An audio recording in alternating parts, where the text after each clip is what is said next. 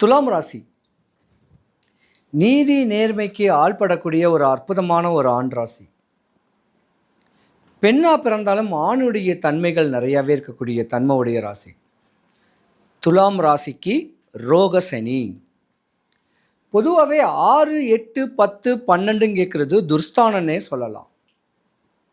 இருந்திருந்தாலும் 2025க்கு முன்னாடி ஒரு 15 வருஷ காலமாகவே துலாம் ராசிக்காரங்க பல கஷ்டங்கள் தான் பட்டுக்கிட்டு இருக்கணும், பல நஷ்டங்களையும் அனுபவிச்சிருந்துருக்கணும்.